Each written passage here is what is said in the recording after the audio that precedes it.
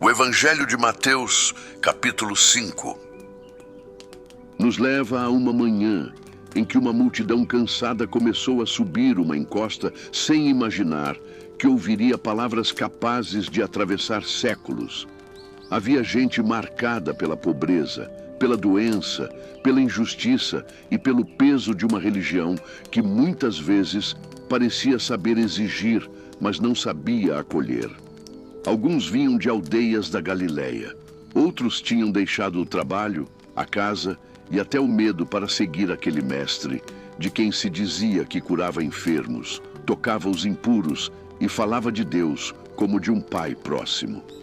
Quando Jesus se assentou, seus discípulos se aproximaram e a multidão silenciou. Não havia trono, templo majestoso ou guarda de honra. Havia apenas o vento do monte, rostos atentos e o Filho de Deus abrindo a boca para anunciar como é a vida no reino dos céus. Talvez muitos esperassem uma promessa de vitória imediata sobre Roma. Talvez desejassem ouvir que os fortes seriam exaltados, que os ricos seriam recompensados e que os inimigos seriam esmagados. Mas Jesus começou pelo avesso da lógica humana. Bem-aventurados os pobres de espírito, porque deles é o reino dos céus. Era como se dissesse: felizes são os que reconhecem que não podem salvar a si mesmos, os que chegam diante de Deus sem máscaras, mãos vazias e coração dependente. O mundo chama de bem-aventurado aquele que não precisa de ninguém. Jesus chama de bem-aventurado aquele que sabe que precisa do Pai.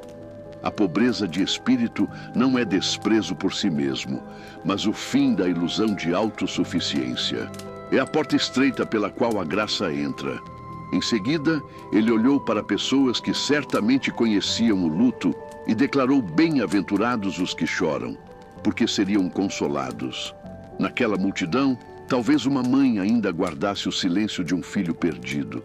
Talvez um homem carregasse a vergonha de um pecado secreto. Talvez uma família tivesse sido esmagada por dívidas e opressão. Jesus não chamou a dor de agradável, nem fez do sofrimento um espetáculo.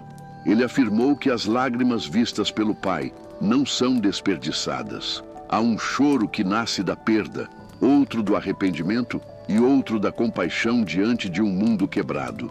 Em todos eles, Deus se aproxima. O consolo prometido não é uma frase vazia que manda esquecer, mas a presença que sustenta enquanto a ferida ainda dói, e a esperança de um dia em que o próprio Deus enxugará toda lágrima. Então veio a palavra aos mansos, aqueles que pareciam sempre perder espaço para os agressivos. Eles herdarão a terra, disse Jesus. A mansidão do reino não é fraqueza, covardia ou silêncio diante do mal. É força entregue ao governo de Deus. É poder que não precisa ferir para provar que existe. Moisés foi chamado manso, embora enfrentasse Faraó. Jesus era manso, embora denunciasse a hipocrisia. O manso não vive dominado pelo impulso de vencer todas as discussões. Ele confia que o Pai é seu defensor. Enquanto os violentos tentam possuir o mundo agarrando-o com as mãos, os mansos recebem de Deus aquilo que ninguém consegue conquistar pela força. Foi então que a frase central atravessou a encosta: bem-aventurados os que têm fome e sede de justiça, porque serão fartos. Para quem vivia em uma terra seca, fome e sede não eram metáforas suaves. Eram urgências do corpo, necessidades que não permitiam distração. Jesus falava de um desejo por tudo o que é reto diante de Deus, um anseio por reconciliação, santidade, verdade e restauração. Não é a fome de parecer justo diante dos outros, nem a sede de condenar quem falhou. É o desejo profundo de ver a vontade do Pai ocupando cada parte da vida. Quem sente essa fome não se conforma com uma fé decorativa. Clama: Senhor, endireita o que está torto em mim. Faz tua justiça alcançar também minhas escolhas, meus afetos, meu dinheiro, minhas palavras e a maneira como trato o próximo. Jesus prometeu que essa fome será satisfeita. Não porque o discípulo alcançará a perfeição por esforço próprio, mas porque Deus oferece em Cristo aquilo que exige de nós. O reino começa quando recebemos a justiça como graça e continua quando passamos a desejá-la como caminho. Quem foi perdoado aprende a amar a verdade. Quem foi alcançado pela misericórdia já não consegue olhar com indiferença para a opressão. A satisfação, porém, não produz acomodação. É semelhante a uma fonte que mata a sede e, ao mesmo tempo, desperta sede ainda maior pela presença de Deus. Quanto mais conhecemos o coração do Pai, mais percebemos quantos cômodos do nosso interior ainda precisam de luz. Depois, Jesus chamou bem-aventurados os misericordiosos. Na lógica comum, misericórdia parece prejuízo. Oferecer bondade a quem não pode pagar, suspender a vingança, tratar um culpado sem negar a verdade, mas sem desejar sua destruição. No reino, misericórdia é sinal de que o coração foi tocado pela misericórdia de Deus. Não compramos o perdão ao perdoar. Demonstramos que compreendemos o perdão recebido. Aquele que sabe a dimensão da própria dívida deixa de erguer um tribunal para cada falha alheia. Isso não elimina limites, justiça ou responsabilidade. Significa que, mesmo quando confronta o erro, o discípulo deseja restauração e não humilhação. Aos limpos de coração, Jesus prometeu a visão de Deus. Não se tratava apenas de pureza externa, cuidadosamente exibida. O coração limpo é inteiro, sem duplicidade, sem uma devoção pública, escondendo uma vida secreta alimentada por mentiras. É o coração que pode dizer: Pai, ainda sou imperfeito, mas não quero negociar áreas ocultas contigo.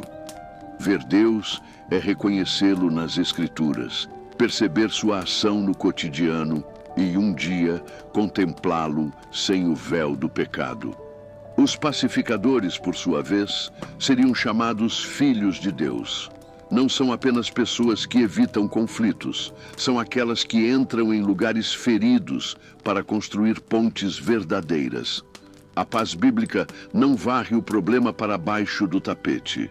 Ela encara a verdade, promove arrependimento, protege o vulnerável e busca reconciliação com coragem. Quando Jesus declarou bem-aventurados os perseguidos por causa da justiça, talvez alguns tenham sentido um arrepio. O reino não seria uma rota de conforto permanente.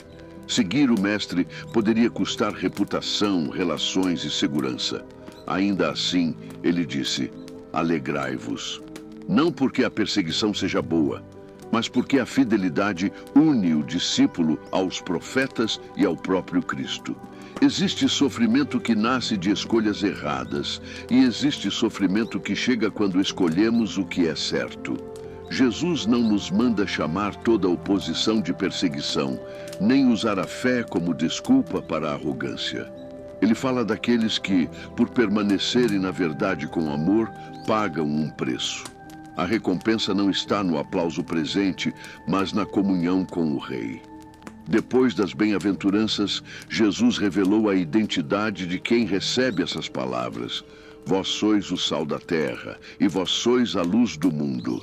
Sal preserva, dá sabor e age muitas vezes sem ser visto. Luz não existe para admirar a si mesma, mas para tornar o caminho visível. O discípulo não é chamado a fugir do mundo, nem a se misturar a ponto de perder o caráter. É enviado para viver de tal maneira que as pessoas percebam obras de amor, justiça e misericórdia e glorifiquem o Pai. A luz não precisa gritar que é luz, basta não se esconder. Uma pequena chama em uma casa escura muda a maneira como todos enxergam o ambiente. Talvez um jovem entre os ouvintes tenha pensado: então o Mestre veio apagar tudo o que Moisés ensinou? Jesus respondeu antes que a pergunta fosse feita: não veio abolir a lei e os profetas, mas cumprir. Nele, as promessas alcançavam seu sentido pleno. A obediência não seria reduzida a um conjunto de gestos externos. A justiça do reino deveria exceder a dos escribas e fariseus, não em quantidade de regras, mas em profundidade. Deus não deseja apenas mãos que evitam o homicídio. Deseja um coração livre do ódio que começa a matar o outro por dentro. Não deseja somente lábios que evitam falso juramento, deseja uma vida tão íntegra que o sim seja sim e o não seja não. Jesus, então, aproximou a palavra das relações feridas. Ouvistes que foi dito, não matarás. Mas ele foi à raiz, mostrando que ira cultivada, insulto e desprezo também profanam a dignidade do próximo.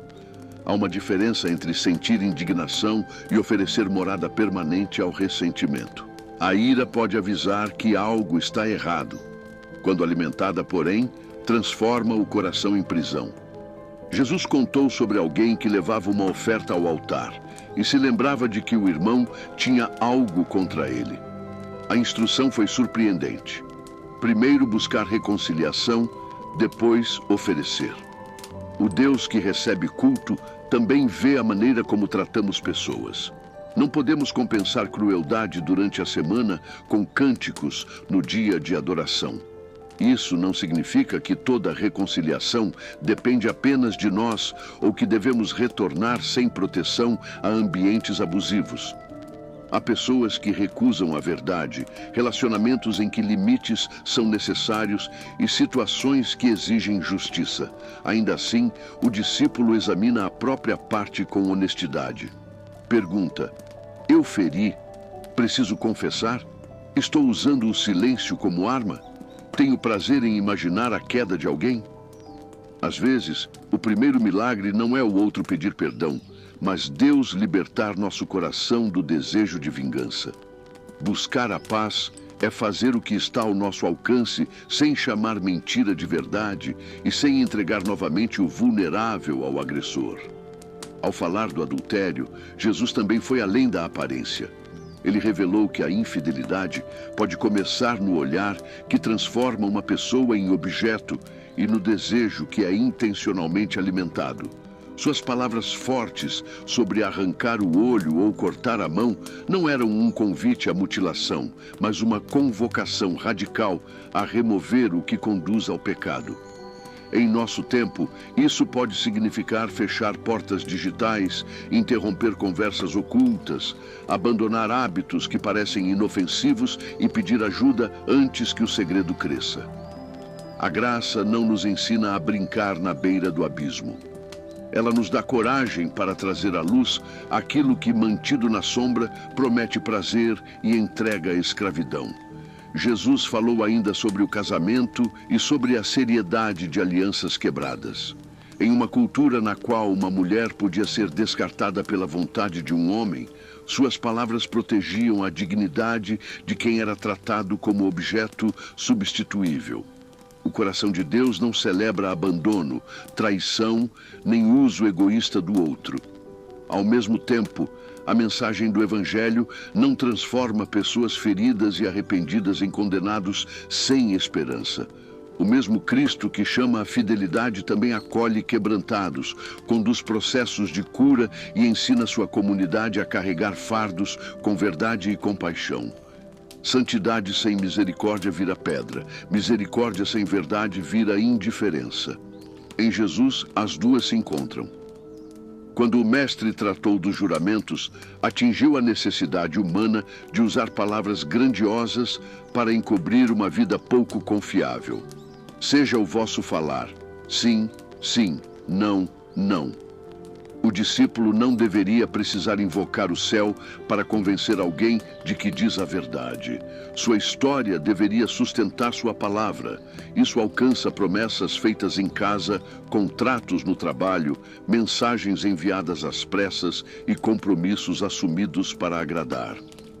Integridade é ser a mesma pessoa quando todos observam e quando ninguém pode descobrir. É preferível um não honesto a um sim que nasce da aparência e termina em abandono. Então, Jesus entrou em uma das partes mais desafiadoras do sermão. Não resistais ao perverso com a mesma lógica de vingança. Se alguém ferisse a face, tomasse a túnica ou obrigasse a caminhar uma milha, o discípulo não deveria responder reproduzindo o mal. Jesus não estava santificando violência, exigindo passividade diante de crimes ou proibindo a proteção do inocente. Ele arrancava das mãos do coração a arma da retaliação. Naquela sociedade, oferecer a outra face podia expor a injustiça sem devolver o golpe.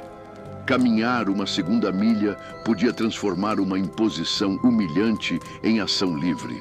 O reino recusa ser moldado pelo agressor. O outro pode escolher o mal, mas não recebe autoridade para decidir quem nos tornaremos.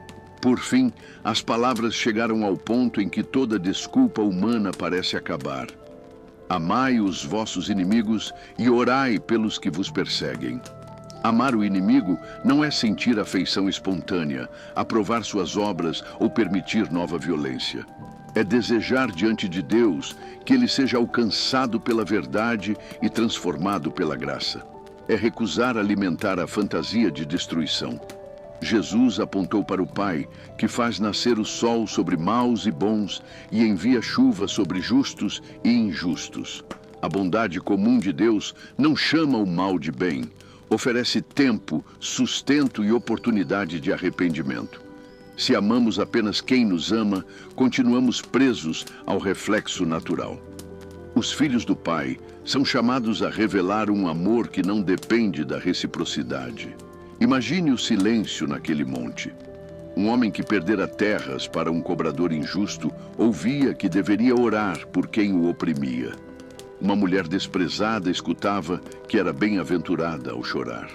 Um fariseu talvez percebesse que sua aparência religiosa não alcançava as regiões escondidas do coração.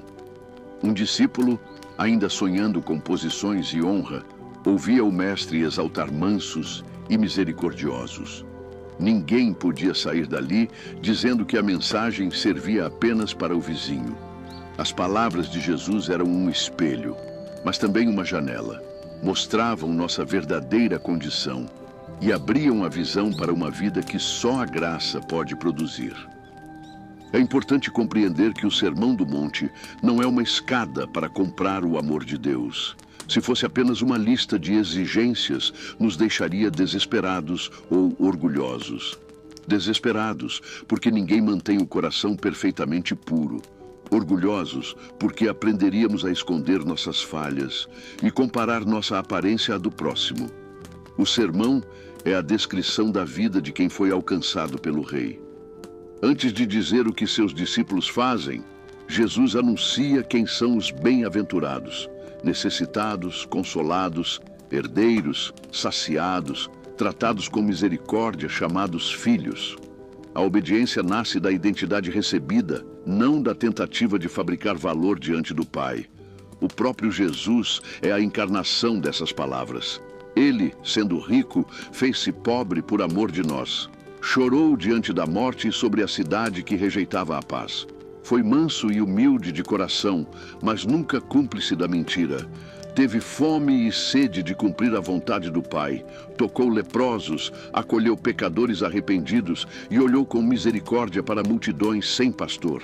Seu coração era absolutamente puro. Ele fez a paz não com discursos vazios, mas pelo sangue da cruz. Foi perseguido por causa da justiça, insultado e rejeitado, e ainda assim orou: Pai, perdoa-lhes.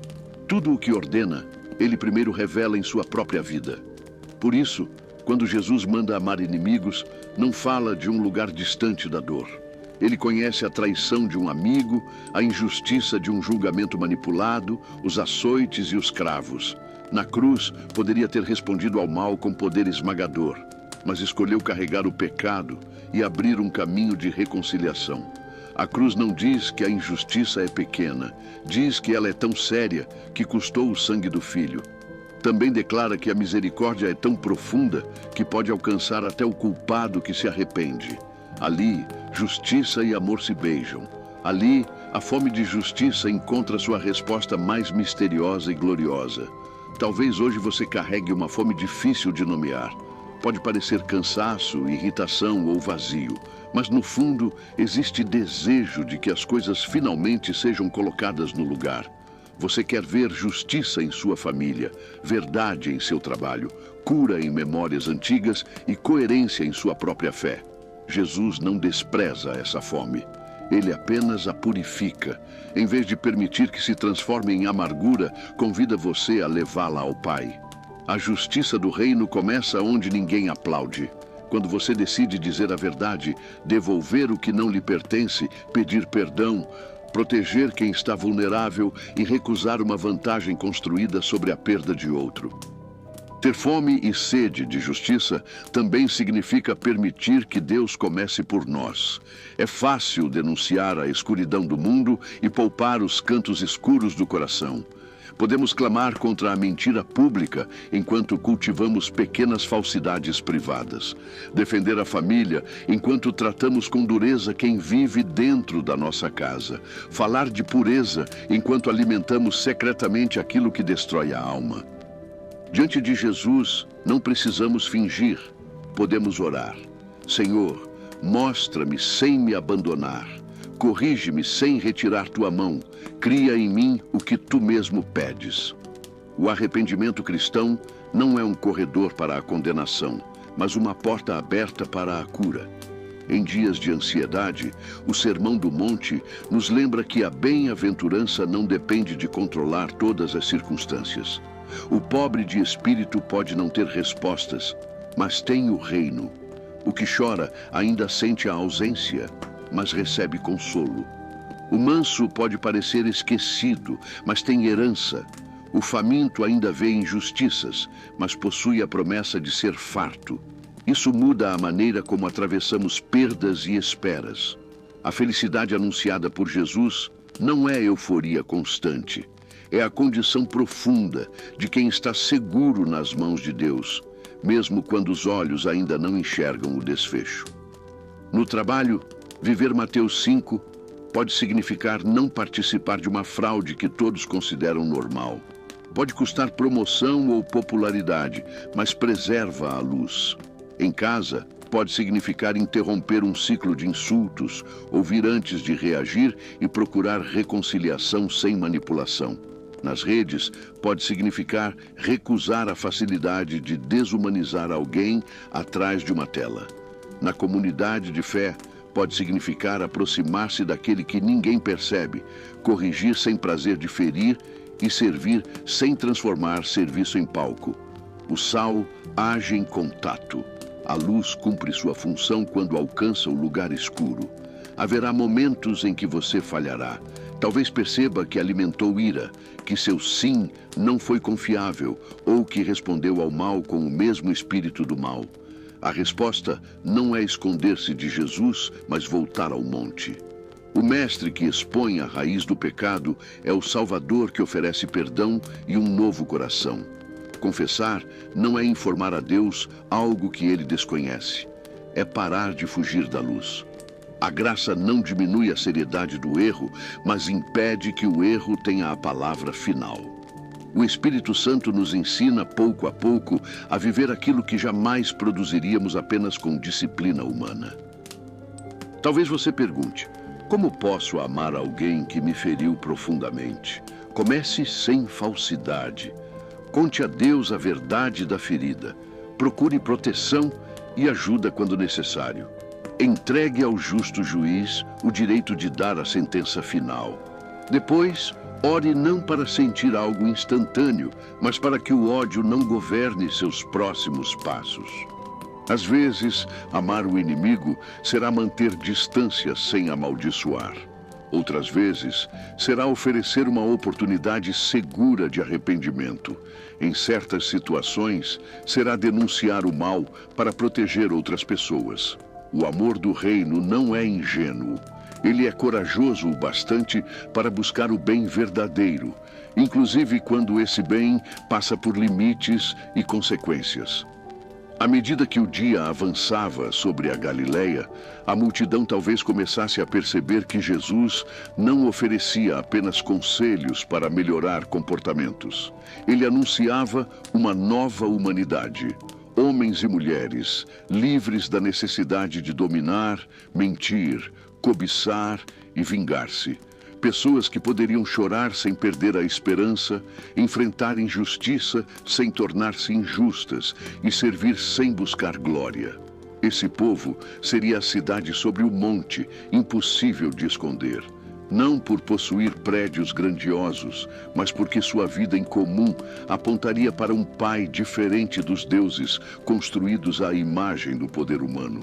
O clímax dessa mensagem acontece quando entendemos que o chamado "sede perfeitos como perfeito" é o vosso Pai Celestial. Não é um convite ao teatro religioso. A palavra aponta para inteireza, maturidade, amor que chega ao seu propósito. O Pai não ama de maneira fragmentada. Seus filhos são chamados a crescer nesse mesmo caráter. Sozinhos não conseguimos. Mas o rei que pronuncia o chamado entrega sua própria vida, ressuscita e envia o Espírito. A perfeição cristã não começa com gente que nunca tropeça.